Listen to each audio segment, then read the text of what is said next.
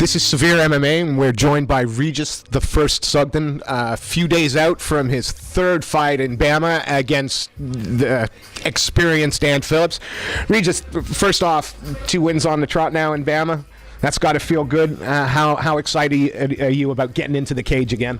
Yeah, it feels really good, and I'm really excited, and I'm just looking forward to, especially in this fight, display my stand-up skills a bit more, as I feel like I haven't had the chance yet. Whether that's been because I haven't felt as relaxed as maybe I should have been at only my first 2 professional MMA fights, but I'm really looking forward to getting back in there, making it 3-0 and putting on a show for the fans. Well, again, we know you as a kickboxer. In your last fight, you won via triangle at the last BAMMA. You say you want to show off the stand-up skills. Is that because you're looking for a knockout?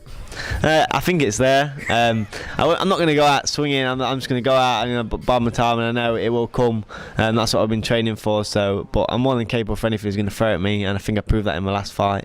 I've been really working hard with Jimmy and Jude Samuels and Ranjit as well, and I just feel as if at the minute I just feel really good, and there's not many people that I can see in the sort of grand scheme of things that can touch me or harm me in any way, so I'm looking forward to it. You mentioned a couple of names there. You mentioned Jude Samuel, you mentioned Ranjit Berry, I think. So you're still kind of traveling around, going down to London. Is Ranjit still with Leicester Shoot? Yeah. Ranjit is really nice. He comes down to me, and we do a bit of kickboxing. I do a bit of kickboxing with him. He does a bit of ground stuff with me. But the good thing about working with Jude is I get to roll with people like Brad Pickett and people like that. So that's a good experience every Monday night. Just have a good 6-7 rounds with him rolling. It's obviously great to work with him. So yeah. I gotta ask, and you're probably not going to want to give the answer, but you do more than hold your own when you're rolling with a guy when you're sparring with a guy like Pickett at the moment, or is it still that experience is a little much? I mean, for the first 3 or 4 times, the experience is way too much. I mean, now I'm not going to say I'm dominating, because it's not even like, I wouldn't even say it was close. Like if it was, he always forever catching my neck and getting me in all sorts of situations, but I'm doing all right. He's a great guy, and he's good to work with. He helps bring me along a lot, gives me little tips throughout the rolls. The tips are getting less and less all the time, which obviously shows signs of improvements. And he commented on one of my Instagram posts the other day, which I was like quite chuffed about, saying, "Oh, good rolls today." So I'm more than happy with that. If there's ever going to be a bantamweight UK Hall of Famer, Brad Pickett's name's got to be. That's the guy. He's been around for such a long time, and I know he's one punch, but his ground game's good as well. And we all know how good his wrestling is, but his jiu-jitsu is as good. And he's just a great guy to work with. He's so sort of nice and down to earth, and working with people like him, you can't be doing too much wrong. So. And again, you like the change of location and the change of training partners each time, or is the long-term goal to kind of bring it all together? Do you like the travel?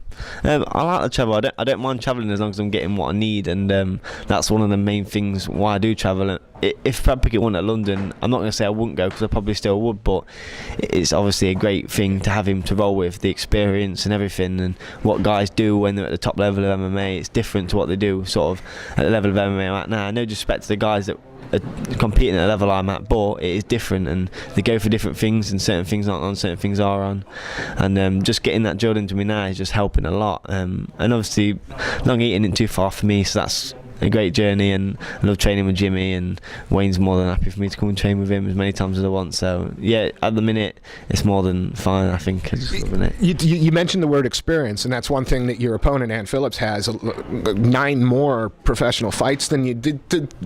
Is the experience? Is that an advantage for him, or is your youthful exuberance going to be more than enough for that? I think the youthful exuberance is going to be more than enough. I mean, I've had a lot of kickboxing fights. I mean, as a junior, I fought over 200 times, and that is, I think, more than enough. I fought a lot of different styles. I mean, don't get me wrong, I ain't fought no jiu-jitsu guys as a kickboxer, obviously, but I fought a lot of different styles. I sparred with a lot of different guys, sparred with some good guys, people like Andre Winner and Jack and Joe Young, I do a lot of sparring with. They're 2 quick, good judo guys, and do a lot of sparring with a lot of different guys. And I just think the variety I get down here and the variety I get at London just really helps me a lot. And even at my own gym, I mean, I've got my little brother who can take a shot better than anyone, and I can hit him as many times as I want, and he just keeps coming. And I've got Chad, who's obviously a lot technically, and sometimes I go around without even hitting him. So it's like, it's great to have all them different styles. And obviously, like I said before, I don't mind travelling if I'm getting that.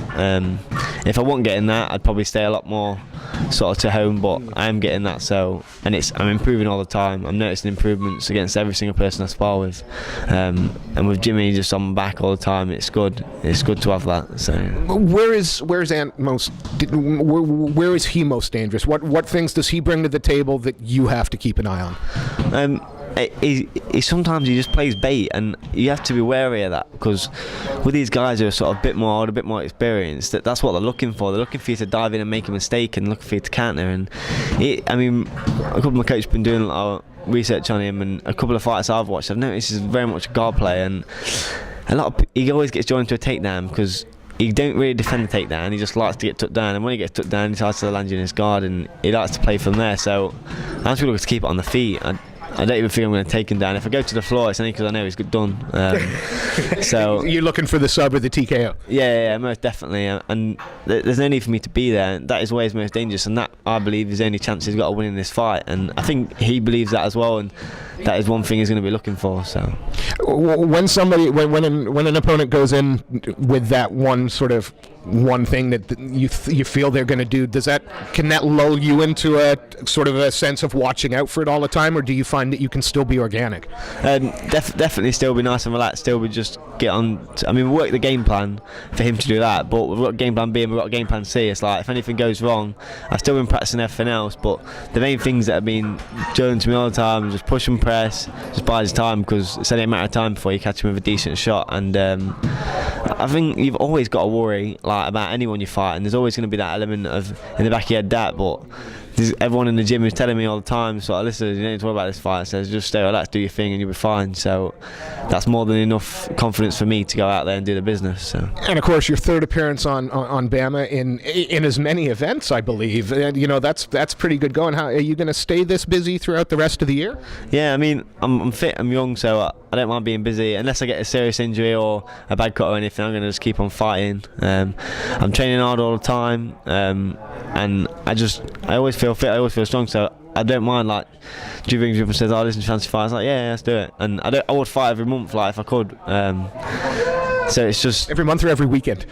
Every month, I think. But no, I'm loving it at the minute, and obviously I'm 2-0, I'm going to be 3-0 soon, so I just keep winning. There's a good fight on this that I'm keeping a close eye on, Ed Arthur and Ant Phillips. Is the winner of that fight, is that perhaps what you'd like next? Perfect world? Yeah, maybe next, maybe the fight after, but I just think they're two guys that I could definitely compete with. So yeah, I'd be more than sort of happy to take on either of them two, sort of after that or in a couple of fights. And I think that would be obviously a good, I won't call it a stepping stone, but a good marker to see where I'm at, because they're two good guys who are both, I think, in the top 20 in the UK, so that'd be good for me to get in that mix as well. But yeah, definitely, I'll definitely be keeping a close eye on that one. And also, the Spike TV deal, they had 5 Star before, and it probably wasn't the greatest deal for BAMMA, but now Spike TV, that are well known for putting on shows for the 18 to 40 market. How important is it for you to put on a performance, knowing that that kind of TV is going to be there? Yeah, most definitely, and I think that's sort of like, it's another incentive, especially when you're fighting on something like BAMMA, because I could be fighting on another show, fighting professionally, and it wouldn't be as recognised, and with it just being BAMMA, you get enough recognisation. But with the Spike TV as well, it's going to be like a lot of people are going to be watching the show, well, not just my fight, but the show. And I believe that if I could just make someone sort of keep their eyes on the show for a little bit longer, that could potentially be an opener for me, and I'd definitely be looking to doing that when I fight on the next BAMMA. So I haven't seen you fight before. I have no doubt you're going to bring it, so it just depends whether or not the opponent brings it too for you. That is a simple maths for me. But before we let you go, again, for those people that perhaps have missed the first two, what can they expect to see from Regis Sugden on the 25th of April at the Barclaycard Arena? They can expect to see fireworks, and I think a big knockout as well, so keep your eyes on it, don't blink, because you'll miss it. That's awesome. Regis, thank you so much for your time. We wish you the best of luck on the 25th, and we look forward to catching up with you post-fight. Cheers, mate. Thanks very much. Thank you.